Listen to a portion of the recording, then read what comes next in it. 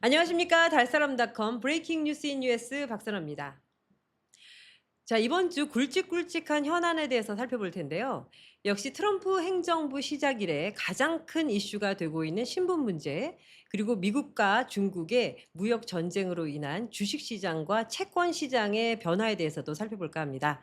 여러분 끝까지 시청해 주시고요. 의견도 댓글로 남겨주시면 감사하겠습니다. 자, 첫 번째 소식은요. 트럼프 행정부의 외국인 유학생 비자 취소 조치가 이 미국 대학들과 경제 전반에 큰 충격을 주고 있다는 소식인데요. 유학생 감소로 인한 여러 가지 파장 중에서 경제적 손실에 대해서 뉴욕 타임즈와 월스트리트 저널 등 주요 언론들이 큰 우려의 목소리를 쏟아내고 있습니다. 뉴욕 타임즈는 트럼프 정부가 지금까지 미국 내 222개 대학에서 1,500명 이상의 외국인 유학생 비자를 취소했다고 보도했습니다. 미국 이민 당국은 다수의 유학생과 연구원을 구금하거나 출국 조처하고 있는 것으로 알려졌는데요. 특히 하버드대에는 외국인 유학생 명단을 제출하라는 정부의 요구가 전달되면서 캠퍼스 전체에 긴장감이 돌고 있습니다. 트럼프 정부는 이에 더해 하버드대에 22억 달러 규모의 연방 지원금을 중단하고 면세 혜택까지 철회하겠다고 압박했습니다.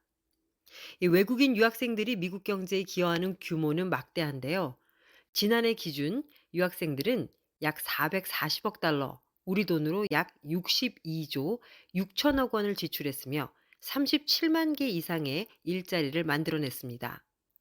이 중에서도 중국 유학생의 비중은 상당한데요. 미국 유학생 4명 중에 1명이 중국 국적이며 이들이 지출한 비용은 2023년 기준 143억 달러에 달합니다. 하지만 미중 갈등이 심화되면서 중국 정부는 자국민의 미국 유학을 자제시키고 있고 이미 비자가 취소된 사례도 적지 않습니다. 트럼프 대통령은 아이빌리그 캠퍼스 내 이 팔레스타인 지지 시위도 문제 삼으며 수억 달러에 달하는 연방 보조금 지급 중단과 함께 관련 학생들의 추방 절차에 나섰습니다.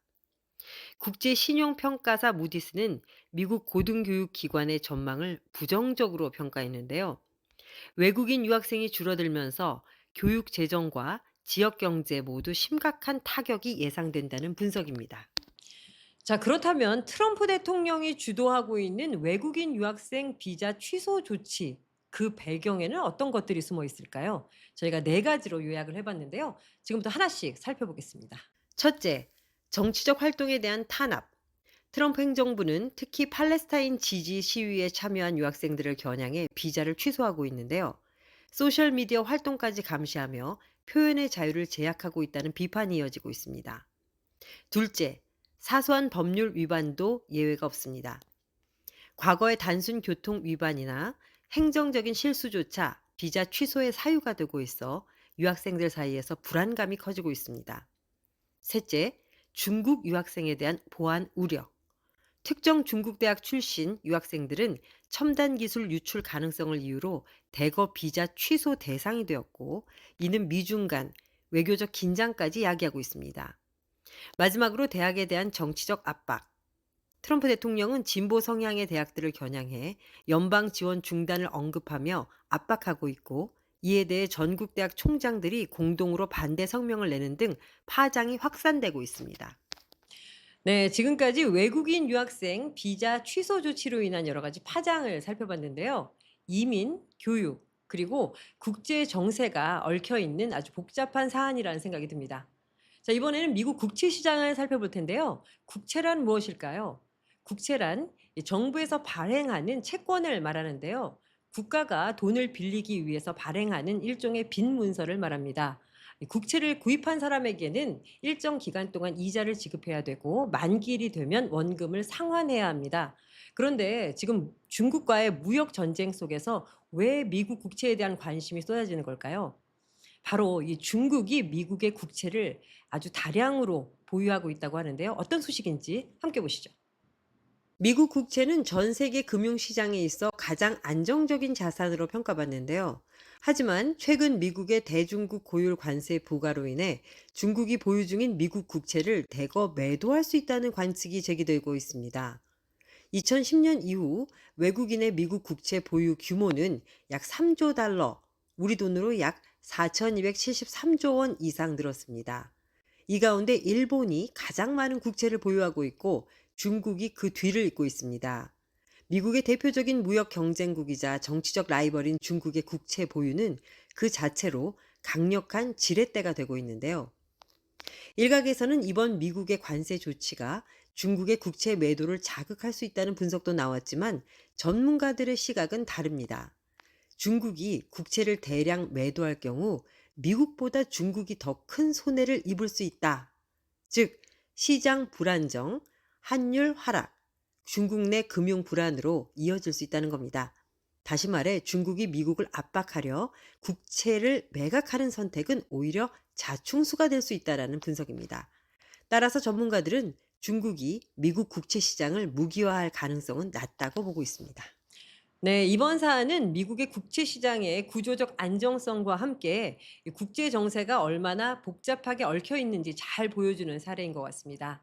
자, 미중 관계가 점점 끝을 알 수 없는 상황으로 전개되는 가운데 새로운 전환점이 되는 소식이 들어왔습니다.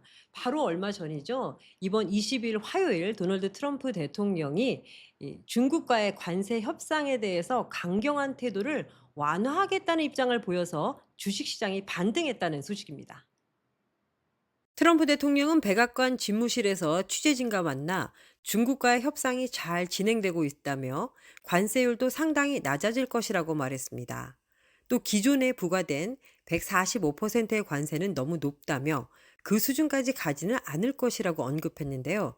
다만 관세율이 0은 아닐 것이며 중국이 협상에 응하지 않을 경우 미국이 결정할 것이라고 덧붙였습니다.